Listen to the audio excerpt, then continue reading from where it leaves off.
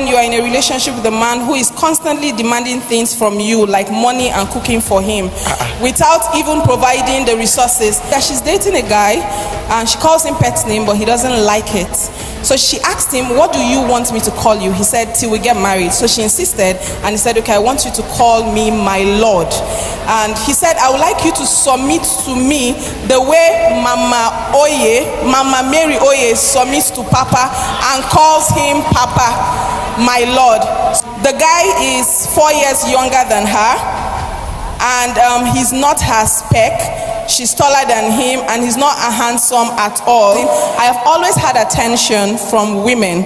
So how do I know it's my season? Welcome to Kingdom Voice, where faith meets love, purpose, and God's design for relationships. Here, we talk about Christian love, marriage, and building relationships that honor God. If you're ready to grow in wisdom and truth, you are in the right place. I have always had attention from women. So how do I know it's my season? Thank you so much.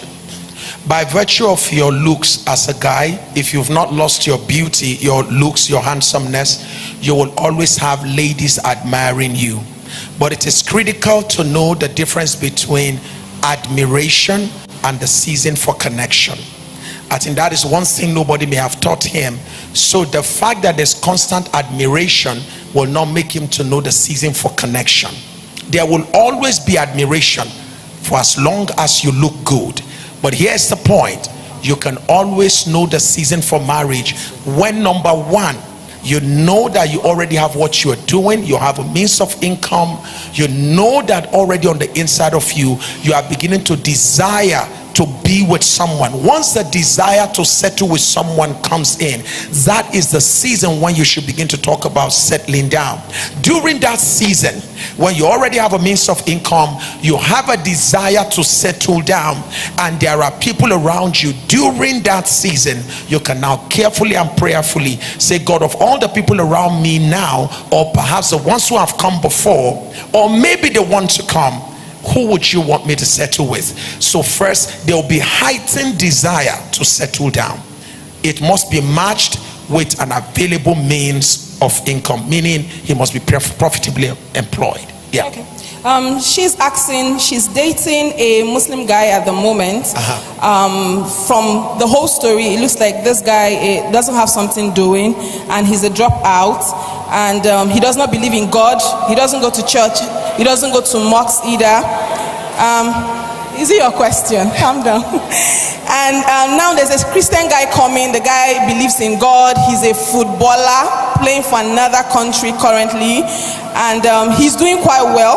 So the problem now for her is the guy is 4 years younger than her, and he's not her spec. She's taller than him, and he's not a handsome at all. So basically that's the question, and she's 27 years. So what's all right, so here we have a very serious situation. First of all, since you're watching this broadcast, please let me say this. The Bible is very clear about your relationship with an unbelieving person. God is clear about that. Your feeling doesn't matter. The Bible makes us know clearly, as a child of God, you cannot be unequally yoked together with unbelievers. That you cannot. You cannot. So keep emotions aside. Whether it's a Muslim is nice, is loving, is caring, and all of that. That he's good doesn't mean he's God's. Don't mistake the fact that something is good and assume that that is God's. If it is God, it will be good. It can be good and it will not be God's. So please do not mistake that at all. So first, the issue of the Muslim, outrightly out of it. The Muslim is a great person, but it will be better for a Muslim to marry a fellow Muslim like himself, so that we don't have conflict of religion. He's a nice guy. Let him marry somebody that will be of the same faith with him, that will relate with him. Number two, as touching the guy you want to marry, you say is reaching out to you now. The footballer is younger than you are, your mind can't handle it. He is shorter than you are, your mind can't handle it. What else? It's not as handsome as you want. It's very obvious that your mind can't receive him. please, none of them is the answer. It's time to now keep yourself before the Lord, and I'm sure God will bring the right person. It's very obvious you have not yet met the person you are to marry.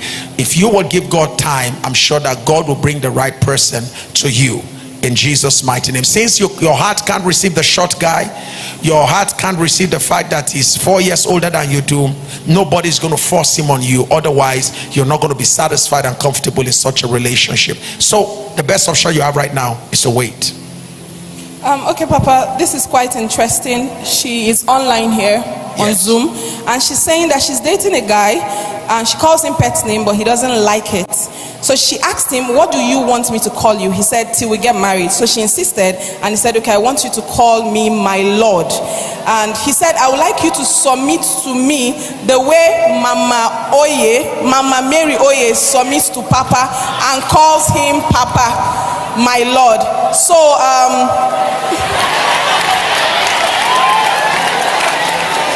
where's Mama Oye?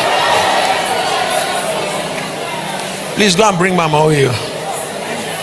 All right, go ahead.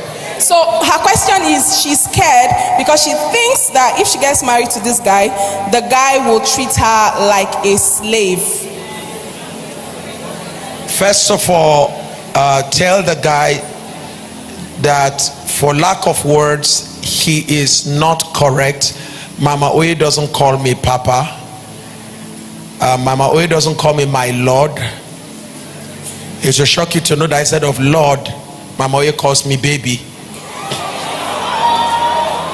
So I am a baby.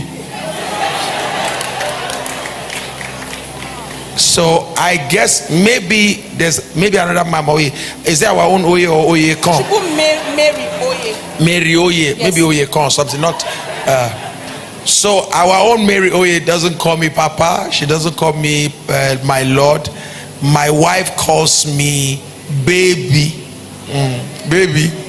So, and I say yes, baby. So so it's not my marriage you are talking about. And by the grace of God, I don't lord over my wife. I didn't tell my wife what to call me. And by the grace of God, let me say this to you, rather than lord over my wife, I allow my wife to find expression in the marriage. It's dangerous that you are not yet married and you are seeking lordship. I am really worried for you, sir, and I'm not sure that I am the one that is pastoring you. And if you are a member of this church, I guess you come to the church, but I think it's somebody else. There's another pastor you are studying. I guess maybe the lady in question is a member of our church, and you are trying to use me to bring her under subjection based on the philosophy that guides you. If you have followed me very well, you know I'm not a pastor that teaches men to lord over their wives. I'm a person that teaches you to allow your wife find expression, and I've lived it before you. So lordship, you didn't learn that from me. Thank you, Papa. Papa, what do you do when you are in a relationship with a man who is constantly demanding things from you, like money and cooking for him, without even providing the resources? He constantly initiates conversations that revolves around his demands, like buying things for him without reciprocating. If you don't comply, he puts up an attitude. Additionally, he wants to always be involved. He wants you to always be involved in his business, but never takes your advice or come back to discuss things further. The only time he talks to you about his business is when he says things are slow and money is not coming in frequently, which I feel he is indirectly asking me for money. He hardly wants to talk about my own business, my own work, or engage in more productive conversations. What do I do? Sorry, I wish I'm talking to you directly. The person is online here. She's online? Yes. It was sent from I wish I could get her on Zoom. I would have loved to have a conversation with her online. But since I can't get her online, that's okay. Let me say this to you. The first proof that you are with a man, is that you'll be restraining him from giving. You'll be the one saying, stop, you are giving too much.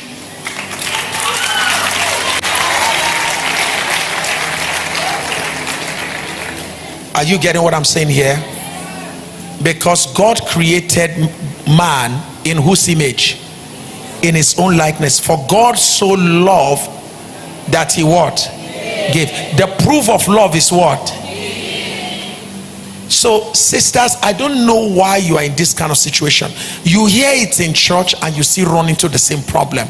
The proof of love is what? Husbands, do what?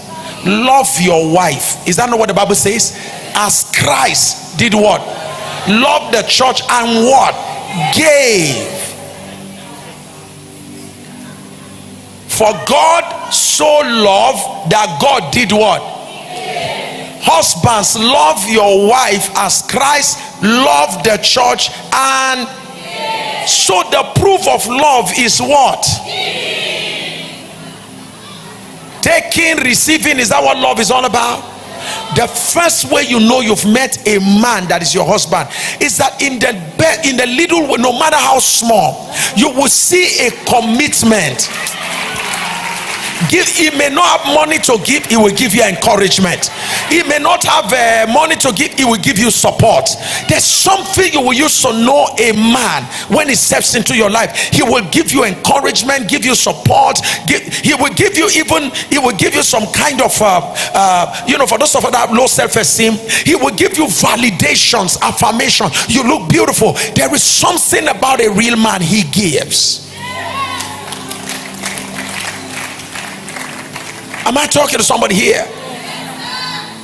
And please, something is fundamentally wrong with you as a lady when you just meet a guy and you're in a relationship with a guy. You are the one giving. You have a need to be needed. Something is wrong with you as a lady. You just met a guy, you're in a relationship with a guy, you are giving him money, you give him this, you give him sex, you give him money, you give him time, you give him everything, you support his business, and you are saying to yourself, he's not supporting me, he's not giving to me. So you see all of that and you just keep giving. You have reversed the order of marriage. You have reversed the order of relationship. In relationship, the man is called to love, the woman is called to submit. Is that okay? And in loving, the proof of a man's love is measured by how he what? It's as simple as that, man. The proof of love is that a man should be able to give. Thanks for watching. If this message blessed you, don't forget to like, comment, and subscribe.